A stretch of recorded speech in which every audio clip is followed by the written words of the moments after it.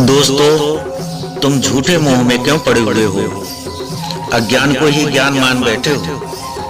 जो सोचनी ही नहीं है उसी के लिए तुम शोक करते हो, और जो वास्तव में सोचनी है उसके लिए तुम्हारे मन में तनिक भी शोक नहीं होता।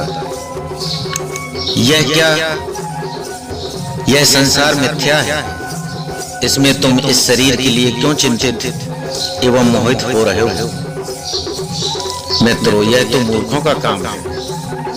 तुम जैसे मित्रों को यह शोभा नहीं देता। संसार में सार तत्व तो कुछ और ही है, किंतु अज्ञान से मोहित मनुष्य किसी और ही असार वस्तु को सार समझते हैं। तुम इस मानव शरीर को यदि सार मानते हो तो लो। इस संबंध में मैं आपको इसकी भी असारता को सुना रहा हूं। यह जो मानव शरीर है, यह गर्भ से लेकर मृत्यु तक सदा अत्यंत कष्टप्रद है। यह शरीर एक प्रकार का घर है। हड्डियों का समूह ही इसके भार को संभालने वाला खंभा है। नाड़ी जाल रूपी रस्सियों से ही इसे बांधा गया है। रक्त और मांस रूपी मिट्टी से इसको लीपा गया है।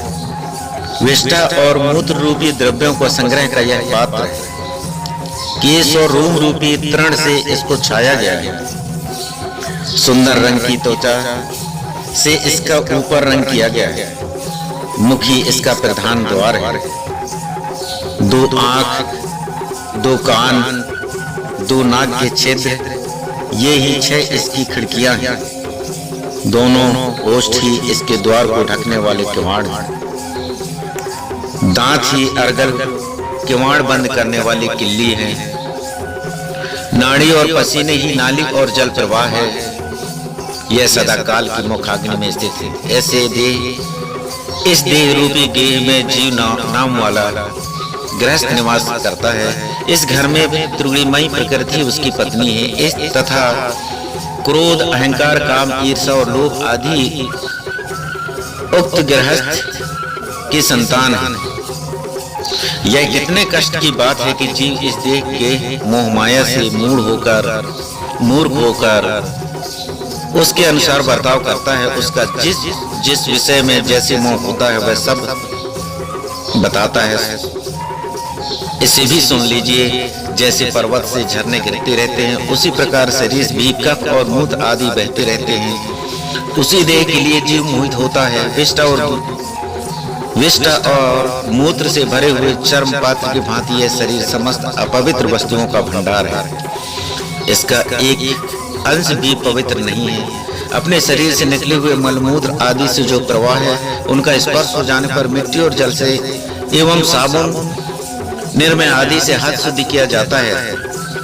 फिर भी उन्हीं अपवित्र वस्तुओं के भंडार रूप इस देह ने न जाने क्यों मनुष्य वैराग्य नहीं होता।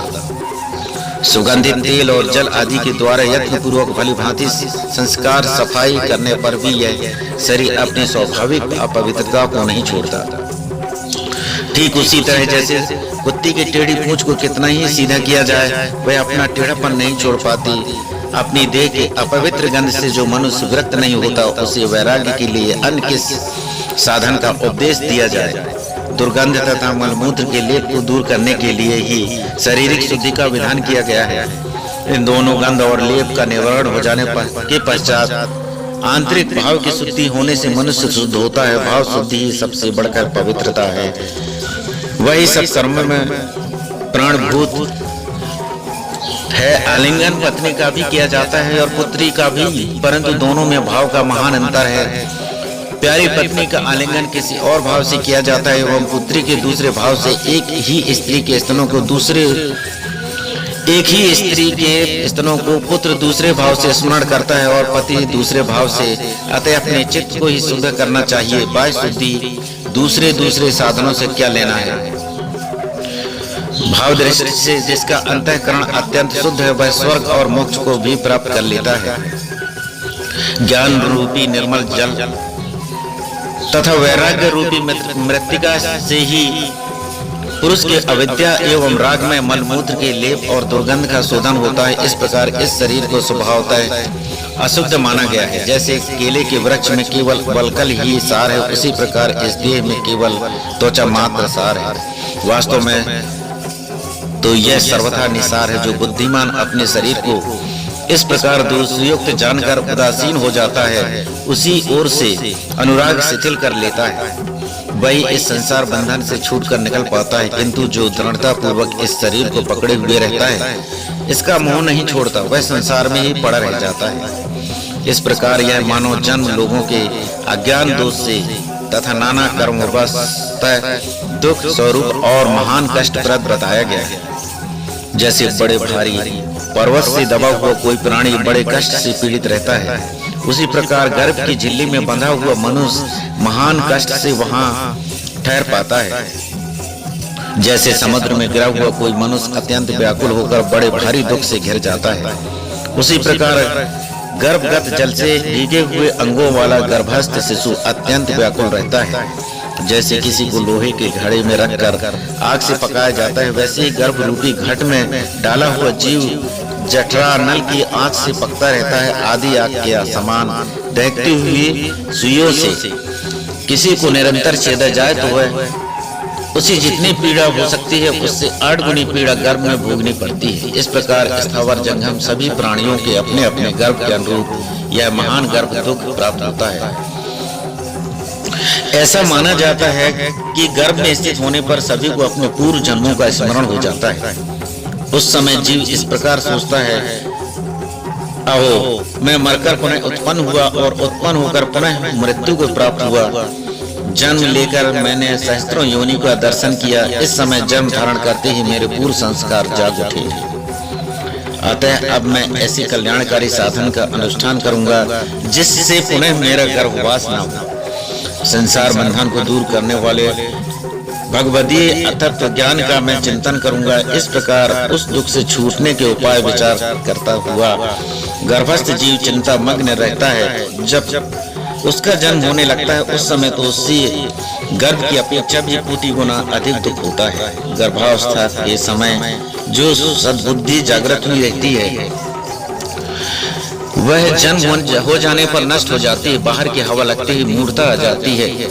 मोहग्रस्त होने पर शीघ्र उसकी स्मरण शक्ति का नाश हो जाता है। स्मरण शक्ति नष्ट होने पर पूर्व कर्मवशात जीव पुनः उसी जन्म के शरीर आदि में अनुराग हो जाता है।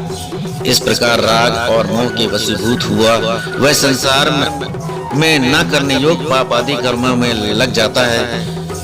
उनमें फंसकर ना तो वह अपने को जानता है, ना दूसरों को जानता है, न किसी देवता को ही समझता है, अपने परम कल्याण की बात तक नहीं सुनता, आंख रखते हुए भी नहीं देख सकता। समतल मार्ग पर धीरे धीरे चलते हुए भी वह पग पग पर लड़खड़ाता है। विद्वानों के समझाने पर भी बुद्धि रहते हुए भी वह नहीं समझ पाता। इसलिए राग और मोह के वशीभूत होकर संसार में क्लेश उठाता रहता है। जन्म लेने पर गर्भ काल में जागृत हुई पूर्व जन्म की स्मृति अथवा गर्भ के दुखों की स्मृति नहीं रहती। इसलिए महर्षियों ने गर्भ दुख का निरूपण करने के लिए शास्त्रों का प्रतिपादन किया है। वे शास्त्र स्वर्ग और मोक्ष के उत्तम साधन हैं। सब कार्यों और प्रयोजनों को सिद्ध करने वाले इस शास्त्र ज्ञान के रहते हुए भी लोग उससे अपने कल्याण का साधन नहीं करते। यह अत्यंत अद्भुत बात है।